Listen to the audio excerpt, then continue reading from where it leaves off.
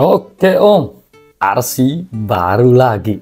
Kali ini kita akan review WPL D641 series. Ya, karena sebelumnya kita review WPL C74, C54. Ya, seri C itu sebenarnya adalah seri crawler. Jadi kali ini saya penasaran dengan bagaimana WPL seri D. So, ini dia boxnya. Apakah RC ini layak dibeli atau tidak? Apakah RC ini fun atau tidak? Mari kita cari tahu bagaimana RC ini. Langsung saja kita buka. Apa itu? Oh ya, lumayan berisik Om. Ya, ini dia boxnya. 1, 2. Oke, ini aksesorisnya. Ya, RC ini dengan bodi Toyota Hilux dengan menggunakan roll bar. Jadi ya, cukup ganteng, tapi kita belum tahu spesifikasinya. Nanti kita buka RC-nya dan lihat bagaimana kitnya. Manual book. Oh, ini kagak ada yang bakal baca ini. Jadi kita langsung ke RC-nya. Nah, cakep. Ini remote-nya. Remote-nya seperti biasa, tetapi perbedaannya dengan C54 itu ada di bagian di sini ada steering red ya. Kalau ada steering red, berarti kita bisa mematikan lampu dari RC ini. Oke, good. Ya, ini WPL seperti biasa. Feelingnya ya feeling agak-agak keras, tapi ya cukup nyaman dan cukup rigid. Karena selama ini saya belum pernah rusak ketika menggunakan remote ini. Dan ini dia RC-nya. 116 tetapi seukuran 1/12-nya mm. Oke. Lumayan ganteng. Nih, teman-teman bisa lihat bempernya nih. Bempernya, cakep juga ya. Dan bahannya keras. Ya, bahannya keras. Terus ban. Oh, ini dia perbedaan D series dengan C series. Bannya keras sekali Om nih. Ini bahkan tidak bisa untuk dipencet. Wah, ini bakal menarik ini. Ya, bodinya. Itu Om bisa lihat tuh. Tuh. Interiornya cukup bagus. Lengkap ya. Dan di sebelah kanan. Jadi ini Toyota Hilux Indonesia ini. Karena setirnya ada di kanan. Oke. Ini bagian bawahnya Om.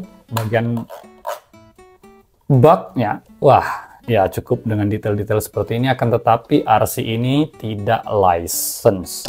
So yang pertama akan kita lihat adalah bagaimana kit dari RC ini.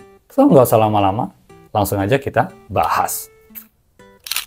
Oke, di bagian bawah kita dapat seperti ini.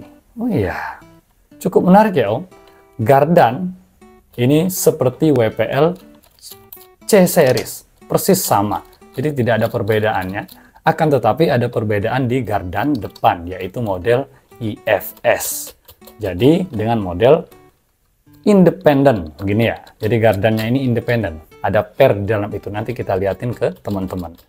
Oke, gardannya cukup menarik lah. Tetapi IFS ini sudah menjelaskan bahwa RC ini adalah RC drift off-road, atau bisa kita katakan dan tafsirkan RC ini adalah RC rally. Oke. Tapi kalau teman-teman gak sepakat bisa komen di kolom komentar. Ya, di sini gearbox. Nanti kita lihat apakah spesifikasinya plastik atau metal.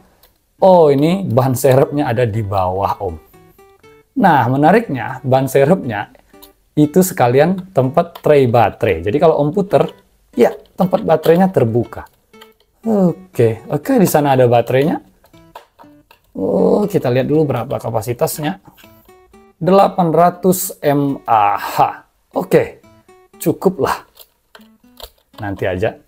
Ya, velg dengan ornamen seperti ini. Ya, tidak ada yang spesial, tetapi RC ini sudah cukup ganteng. Ya, luarnya begini saja Om. Tetapi dengan harga yang cukup murah, ini sudah cukup scale. Nih teman-teman bisa lihat. Ya, untuk jeroannya kita langsung ke bagian dalam dari RC ini. Mari kita buka RC-nya. Oke Om, ini dia RC-nya udah kita buka. Akan tetapi ada fun fact nih, dan ini lihat Om, bodinya bisa begini ya? Apakah ini tidak rentan patah karena dudukannya hanya di sini? Nah, gitu. Nah, dudukannya hanya ini nih, Om. Jadi bodinya ketika kita lepas begini dia. Oke, cukup lumayan aneh gitu ya. Oh iya, kualitasnya ya cukup tebal ya. Bodinya juga cukup tebal, khas WPL lah. Oke, nggak usah lama-lama, mari kita ke kitnya aja. Ini dia kitnya, Om. Jelas-jelas ini belum waterproof, sama sekali tidak mengkilat, dan servonya ukuran 17 gram, khas WPL, servonya ada naganya.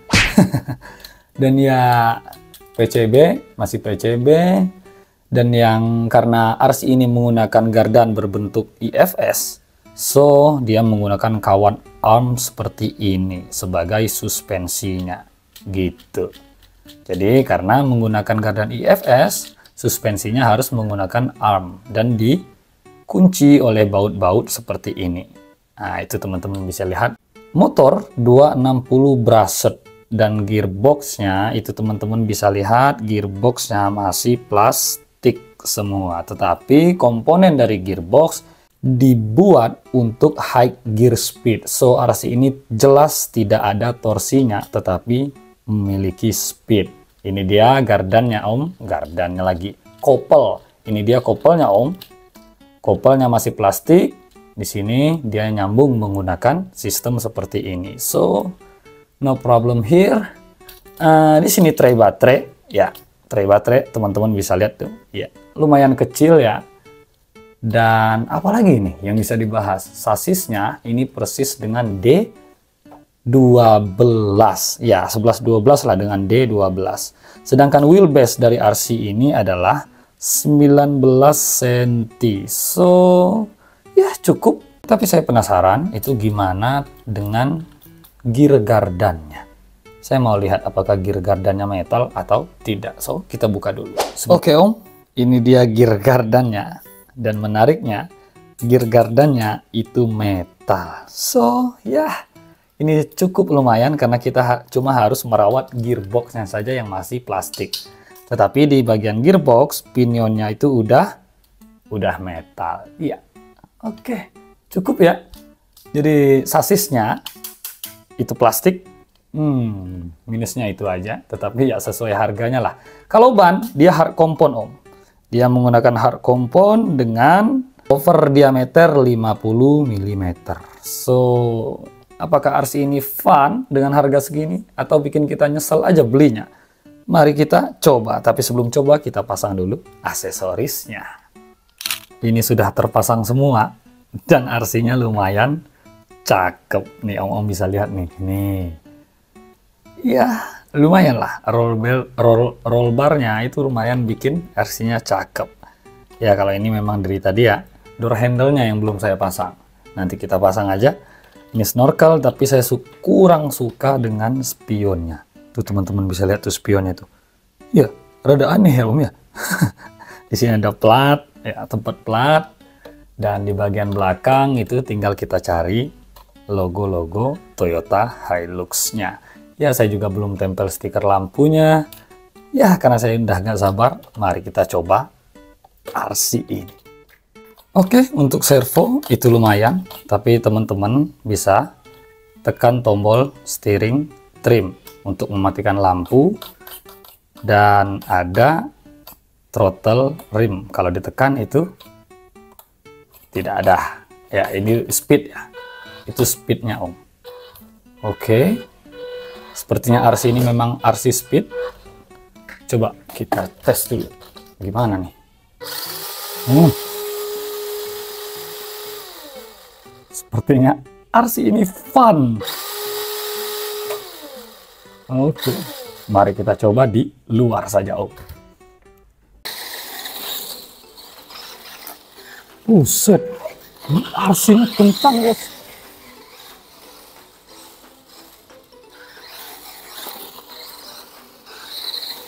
Oh.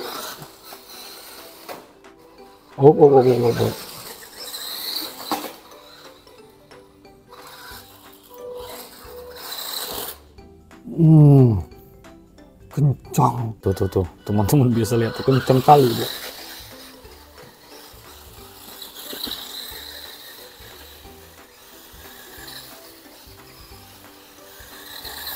Oh.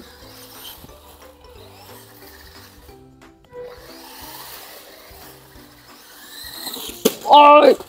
Astaga. Oke Om, mari kita lihat dulu bagaimana torsinya. Ini ya. Cukup tidak ada. Udah.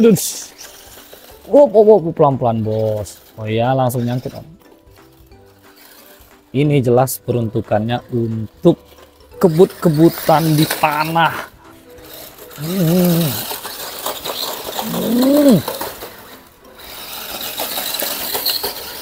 Waduh, hancur nih kau di sini nih.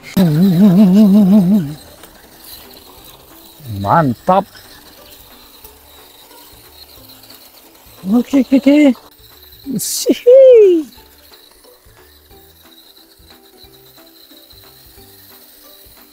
Buset. Wih. Ini kenceng dan ngerepotin. Oh. Yo. Ada.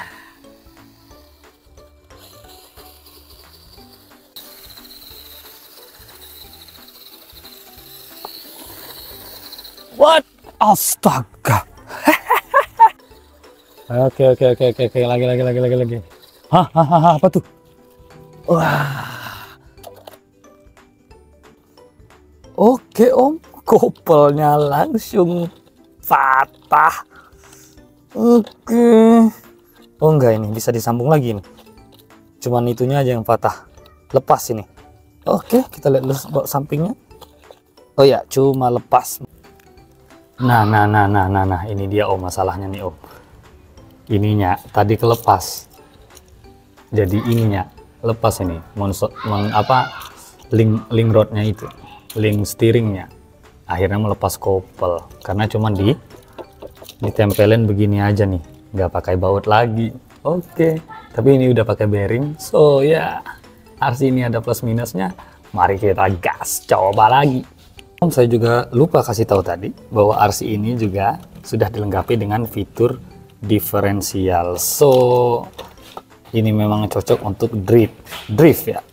Oke, dan belakangnya akan tetapi memang belum bisa di lock. Oke, mari kita gas, coba lagi. Oke, karena RC ini menggunakan diferensial, jadi emang RC ini tidak untuk diajak crawling, tapi diajak off-road ringan-ringan dengan tipe speed. Iya. Wih, mantap bos.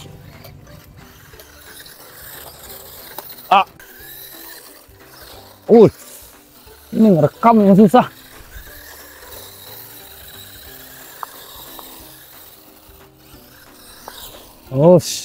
Jadi kalau teman-teman mau belok patah, itu throttle-nya dilepas dulu. Nah, kayak gini nih. Ya.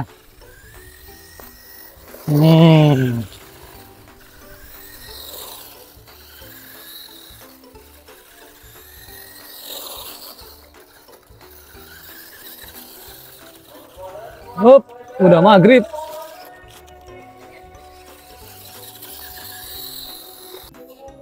Ya, kita sudahi video ini.